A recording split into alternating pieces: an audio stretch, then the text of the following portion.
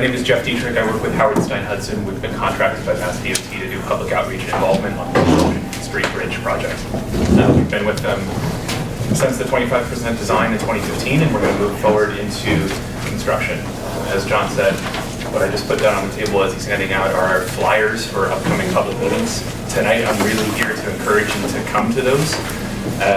They will have a formal presentation with all sorts of staff on hand to answer questions. I can answer some to most, but I'm sure there are things that you're going to ask that I won't know offhand. So April 12th, this Thursday in Charlestown at the Bunker Hill Knights of Columbus, and then next Thursday, April 19th, right here in this room in the North End. I've been trying to get people to come to the Charlestown meeting if they can, because obviously the space is a little bit smaller, and we want to make sure that the people who live in the North End can get to this meeting and get a comfortable seat and ask all the questions that they have, particular to that neighborhood. That's it, spiel. Anybody who wants to ask questions? Yeah, we've heard it's going to be really ugly, so let's get right to it. How ugly does it get? What exactly are you going to be doing? So one floating it down to, you tell us, what exactly is going to be happening? Yeah, so we're sort of in between two phases. Say, design to construction is a pretty clean break, but there's this weird phase in between when the contract has been awarded to a successful bidder, which in this case is JF White Contracting. But before the actual contract is signed and they have submitted their plans for approval at Mass DOT. So what I have is the design documents as they've been submitted. There's a chance that the contractor would come back and say, we want to do it a completely different way, we want to tweak something, we want to do X, Y, or Z. If they did that, that would all be approved by NEWNC before we start construction. But so what I have is the design process. The design process bids that what we have is, for the most part throughout construction, is 2 lanes going inbound and 1 lane going outbound, with a period that I think is about a month of 1 lane in each direction. And that's to replace the center span of the bridge, which is the trickiest part of the work. Without getting too far into the technical details, it was built sort of on 3 layers next to each other, the old bridge.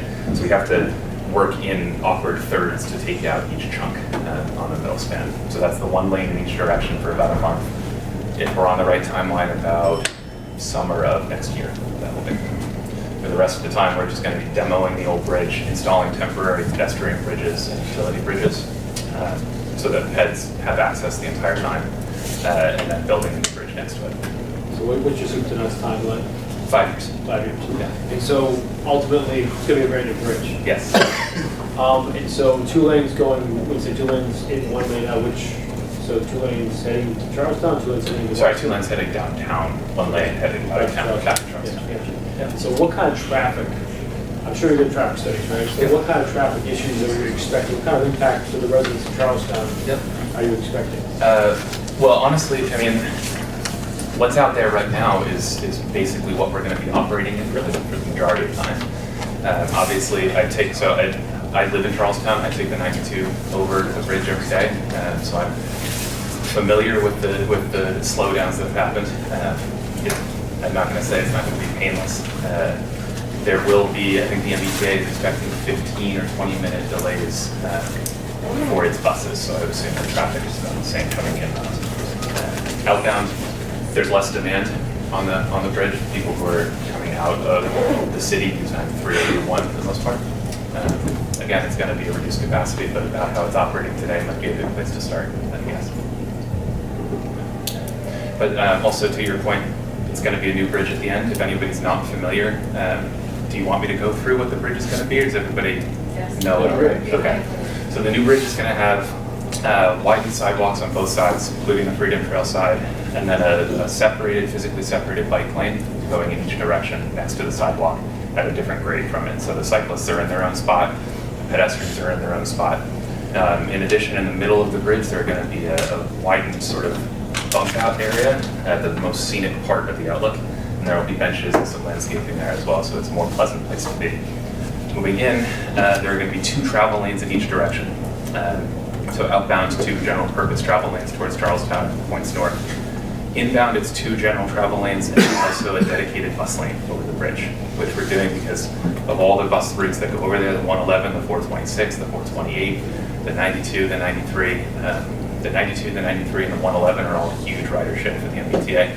So we're really going to try to speed up things for those commuters and hopefully encourage some more people to take the bus every day. So that's to say you're going to have 6 lanes, two, and then 1 lane from west lane in each direction? Southbound only bus lane, so Southbound. 5 lanes total. My concern is crossing North Washington Street when all this is going on. Yeah, It's horrendous right now. at King Square, Nope, further down. further down. Okay. Further down at Thatcher and North Washington, many of us go to Mass General that way, and the kids go to school that way, they get off on the green light. It's horrendous today. And when I cross it today, I'm taking my life in my hands, to be quite honest. Yeah, absolutely. What's gonna happen when it gets 100% worse Yeah. with the bridge? I would have to double check things outside of my responsibility. I don't know if the city has any plans as part of its North Washington Street, North Station Area Mobility Action Plan to improve that crossing. I don't know. No, there's nothing being done there as far as I know, but it really needs police presence there, especially early in the morning and during traffic at night. Yeah. I will check in to see about what we can do for a detail there. I don't know offhand if we can. I know we're going to have details at King Square and City Square and probably along Chelsea Street in Charlestown too, within the project limits. I'd have to check to make sure we could assign a To be detail honest, outside that's to not that. good enough, Yeah, truly, yeah. because it's the residue effect that's gonna hit, The queue back. yeah. Yeah. The 2 lanes in and 1 lane out before the summer of 1 lane in each direction, Mhm. summer 2019. When does the 2 lanes in and 1 lane out start? It's, so. It's always one way out now, Yes. to get the barriers there. Yeah, that's another part of that's another tricky part of what we're dealing with. So there's going to be a sort of responsibility change for the bridge itself, where right now it's owned and operated by the city of Boston. So there's a series of short-term emergency repairs, which are those barriers, and if you walk underneath on the north end side, there's some structural work going on under there, and that's really just to make sure that the bridge stays up. Once the bridge is transferred over to the general contractor and Mass DOT's responsibility, we're going to have to evaluate the structure as it exists to make sure that we can actually move forward with the plans as we've designed Because it. third point, what's been happening is that, so if you're coming down Endicott Street, I've been a long time, the light at the end of Endicott Street is 7 seconds long, and now the cars are all the way down to Cooper Street. And I timed it 2 weeks ago, because I go to my garage there, to get to, from the corner of Endicott and Thatcher to the light took me 17 minutes. Yes. Because only 3 cars get by when the light changes, because the people are all going onto that 1 lane now. Yeah. It's a disaster. Does that intersection, is that part of the, No, it's not. No, So that so doesn't Key get- Square was redone already. There are portions of Key Square that we're gonna work on within our project limits, but that's south of it. So it's stage 1A, which is where we're starting, is going to be, I think it's 6 months and 6 months of the first 6 months being no traffic impacts, and then the next 6 months after we start the utility relocation in stage 1A, will be in that 2 in, 1 out configuration. I'll double check and confirm, because it might also be that the plans show 2 and 2 until that line 1. I just don't remember right now. And what are the dates? When does that start? The timeline we have right now shows us getting notice to proceed this month. And then our immediate priority is getting the shop set up with the general contractor. That'll take a couple of months, so we expect construction underway in the summer, June, July, soon. So then the first chunk of work is just no traffic impact, relocating some of the existing utilities that are on the bridge over to the left side, looking north, so the west side, so that they can be maintained in place throughout construction, and then also relocating pedestrians to that side as well. the project like this then have all the, electronic signage or delays ahead? Oh, yeah. Try this route instead? Yep. Yep, so we have this whole, there's the signs that you all are familiar with, if you're close to a project, the detour signs and the upcoming delay signs, the physical signs. We're also doing all the way out to 128 on the northern corridor. We're doing Charlestown Bridge under construction signs, seek alternate route, North Washington under construction, seek alternate route. The intent is really to try to get every single person that we can to relocate onto Route 1, Route 93, the MBTA, if they want to do that, if they're able to do that, to preserve as much of the capacity at the bridge for Charlestown and North End residents as we possibly can.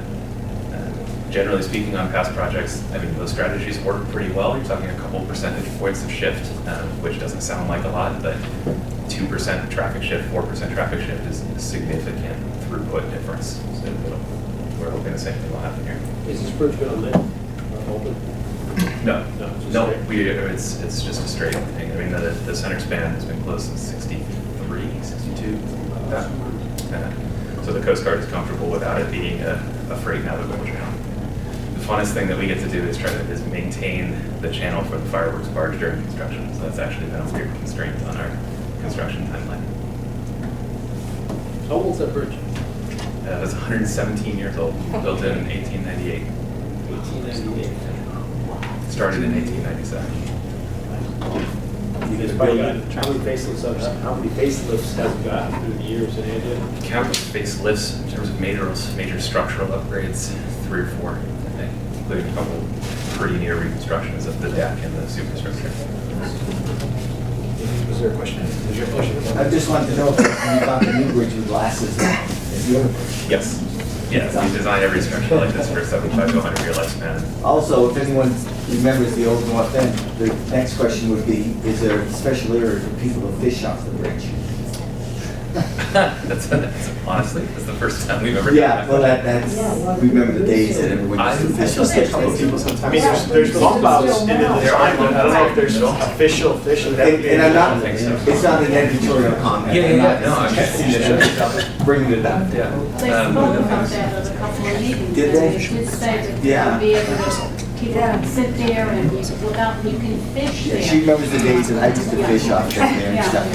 You know, it was, One of the other things we're doing, that pedestrian bike bridge underneath on the north end side, we're raising that as part of this because it was rebuilt very recently, as I'm sure most of you remember. But for climate models that we now take as fact, the city of Boston is going to flood too often, so we're raising that to adapt to that change. Behind the tennis court you're talking about? Yes, exactly. Yeah. That's where I see most people fishing. That and the locks. People fish on the locks all the time. well, sometimes the stripers come down the center, they don't hug the walls. The blues hug the walls, but the stripers go down the center. Which is, I do think though, like, with its proximity to the school and people using that the very visible pedestrian crossing, the safest way is important. I know Marianne mentioned earlier. We'll still be utilizing it. Did you have a question? I'm very curious to know, because I can't visualize this, so where is the final bridge gonna be? Is it where the Yes. bridge is now, like, Yeah, that's Okay. exactly where it is. so how do you maneuver that if you're keeping? Keeping traffic flowing. Yeah, all the I time. can't, We're demoing the bridge sort of in pieces. Piece by piece. Yeah, so that's part of the reason why you have reduced lane capacities Yeah. to accomplish those work zones. The other contractor also just needs space to put equipment and material and stuff, so that's the other reason why we have to narrow it. We're kind of fortunate here in terms of width and capacity, in that there's a lot of unused travel width on the bridge, so we can maintain a lot more than we could otherwise. But we're really constrained, especially on the north end side by the abutting buildings, the Converse building, Ludwig building. They're right up against the right of way that MassDOT has, so there's not a lot of wiggle room there. and with the, just very first rumblings of this happening, someone had told me that in part Converse is putting capital towards this. Is that accurate or no? Not to my knowledge. Okay. And the gondolas will be in use too, right? Yep. Does anyone else have questions from the audience? Thank you. Thank you very much.